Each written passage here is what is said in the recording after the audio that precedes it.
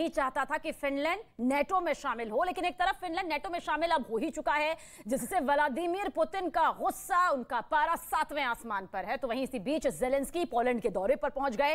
Train के जरिए Zelensky Poland में पहुंचे हैं। जानकारी आप तक पहुंचा दें कि पोलैंड भी नेटो का सदस्य है और जो भी मदद महायुद्ध के दौरान अमेरिका या फिर नेटो की तरफ से यूक्रेन तक अब तक पहुंची है, वो पोलैंड के रास्ते ही पहुंची थी। तो आप समझिए कि पोलैंड की भूमिका यहां पर किस तरह से रही है, उस सेतु की तरह रही है जहां पर यूक्रेन को अगर रूस का मुकाबला करना रहा, जो कि वो अब तक कर रहा है, तो वो रास्ता जो रहा है वो पोलैंड के जरिए रहा है। और पोलैंड दौरे पर इस वक्त यूक्रेन के राष्ट्रपति जेलेंस्की हैं। जेलेंस्की अगर यूक्रेनी सेना को इस युद्ध में, इस महायुद्ध में अब तक टिका पाए हैं, तो उसके पीछे पोलैंड की भी एक महत्वपूर्ण भूमिका रही है। वो रास्ता रहा है जिसके जरिए हथियार पहुंचता रहा है। और आप देखिए किस तरह से पोलैंड दौरे पर जेलेंस्की है।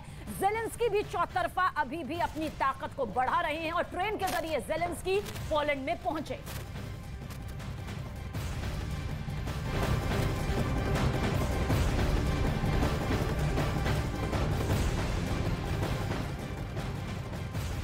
और रूस के राष्ट्रपति पुतिन को लेकर उनके ही पूर्व सुरक्षा अधिकारी ने बड़ा पर्दाफाश किया है। क्या ये पर्दाफाश है? आपको बताते हैं। व्लादिमीर पुतिन को अपनी सुरक्षा का खौफ सताता रहा है, इसलिए वो बंकर से बाहर नहीं निकलते। यही नहीं, पुतिन को वॉर क्रिमिनल यानी युद्ध अपराधी बताया गया है।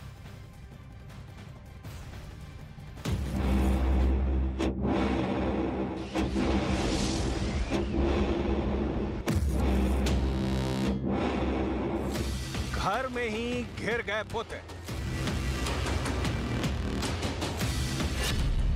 रूस में सुलगेगी बगावत की चिंगारी। पुतिन के करीबियों ने कर दी गद्दारी।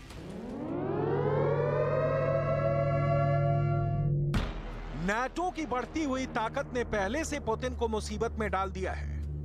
रूस पुतिन का वो अभेद किला रहा है जो दौर कोई भी हो, हालात कोई भी हो, कभी उसमें कोई सेंध नहीं लगा पाया। लेकिन नाटो ने रूस के आसपास के देशों तक अपनी पहुंच बना ली है। एक तरफ नाटो में फिनलैंड के शामिल होने की वजह से पुतिन पहले ही घिर चुके हैं, तो वहीं उनके ही करीबियों ने पुतिन के खिलाफ आवाज उठाना शुरू कर दिया है, जिससे अपने ही घर, अपने ही देश में पुतिन घिर गए।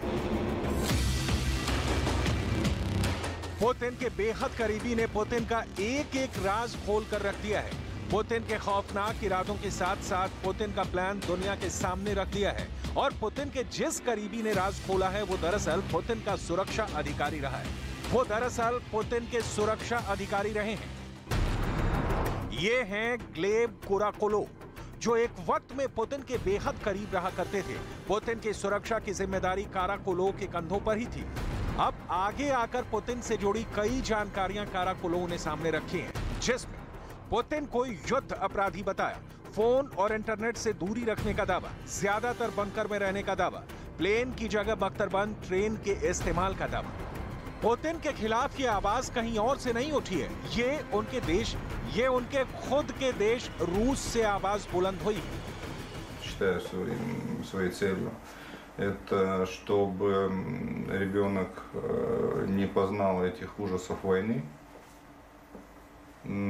чтобы государство, которое всячески лезет в воспитание детей, ее не коснулось, чтобы она смогла вырасти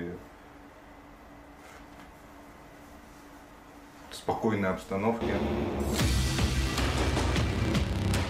यानी जिस बात का डर पहले से ही पुतिन को सता रहा था वो होने लगा है कि युद्ध के लंबा खींचने की वजह से उनके अपने ही देश के लोग पुतिन के खिलाफ मोर्चा खोल रहे हैं। लेकिन पुतिन के लिए सबसे बड़ी चिंता की बात यह है कि पुतिन के खिलाफ बगावत करने वाले उनके पुराने राजदार या करीबी, जो दुश्मन देश के लिए काफी मददगार साबित हो सकते हैं।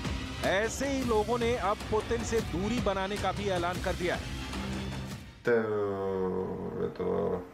Человека военно-преступником, хоть я и не участвую именно в военных этих действиях, но исполнять его преступные приказы или просто хотя бы находиться у него на службе, я не считаю для себя это возможным.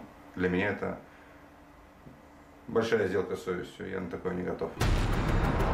काराकोलोव पहले शख्स नहीं है जिन्होंने पुतिन से दूरी बनाई हो, युद्ध को लेकर उनकी सोच को सार्वजनिक किया हो। पहले भी पुतिन के कई करीबी बगावत का झंडा बुलंद कर चुके हैं और वजह है यूक्रेन का वो युद्ध जो खत्म होने का नाम नहीं ले रहा है। तो वहीं दूसरी तरफ पुतिन किसी भी कीमत पर युद्ध को जीतने के लिए जुटे हुए हैं।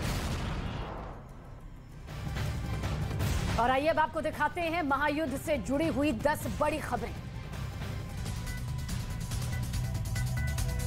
नेटो में शामिल हुआ फिनलैंड, नेटो का 31वां सदस्य बना फिनलैंड। नेटो के सदस्य देशों ने फिनलैंड का किया स्वागत। बेल्जियम के ब्रसेल्स में नेटो के मुख्यालय पर फिनलैंड का झंडा फहराया गया। अब तक नेटो के मुख्यालय पर 30 सदस्य देशों का झंडा फहराया करता था। फिनलैंड के नेटो में शामिल होने पर नेटो महासचिव ने फिनलैंड को बधाई दी। इसके साथ ही रूस पर वार करते हुए कहा कि पुतिन अपने इरादे में फेल साबित हुए। वहीं फिनलैंड ने नेटो में शामिल होने पर खुशी जाहिर की और इसे फिनलैंड की जीत बताया। वहीं जल्द ही नेटो में स्वीडन के शामिल होने की उम्मीद भी जताई। फिनलैंड के नेटो में शामिल होने पर रूस भड़क गया, जिसके बाद फिनलैंड के इस कदम को रूस की सुरक्षा के लिए खतरा बताते हुए जवाबी कार्रवाई करने का ऐलान किया गया। नेटो में फिनलैंड के शामिल होने के बाद फिनलैंड ने सीमा पर सख्ती बढ़ा दी। इलेक्ट्रॉनिक सेंसर के जरिए फिनलैंड बैरिकेडिंग कर रहा है, जिसका मकसद रूस की तरफ से घुसपैठ को रोकना है। नेटो की जुलाई में समिट होने जा रही है, जिसमें खास तौर पर जेलेंस्की को बुलाया गया है। इसको लेकर नेटो महासचिव ने ऐलान कर दिया है कि समिट में जेलेंस्की के आने को लेकर उत्सुक हुई। एक तरफ रूस ने बेलारूस के लिए इस्कंदर मिसाइल को रवाना किया है, तो वहीं दूसरी तरफ जेलेंस्की पोलैंड के दौरे पर पहुंचे, जहां ताजा हालातों पर चर्चा हुई। यूक्रेन की सेना की तरफ से एक वीडियो जारी किया गया, जिसमें कामिकाजे ड्रोन को मार गिराने का बड़ा दावा किया गया।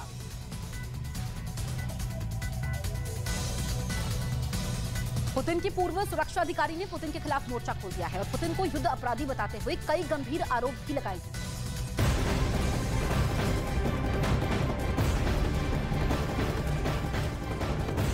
इधर रूस यूक्रेन युद्ध के बीच एक बड़ी खबर है। रूस के रक्षा मंत्री का दावा है कि उसने बेलारूस को इस्कंदर M मिसाइल दी है, जो परमाणु हमले करने में सक्षम है, और बेलारूस में तैनात हो रहे पुतिन के परमाणु बम को लेकर खतरा और ज्यादा बढ़ गया है, क्योंकि व्लादिमीर पुतिन कह चुके हैं कि नेटो का विस्तार रूस को किसी भी कीमत पर मंजूर नहीं। रूस के अपनी घातक मिसाइल इस्कंदर को बेलारूस रवाना करने के दावों के बीच ये माना जा सकता है कि अब विश्व युद्ध संभव है।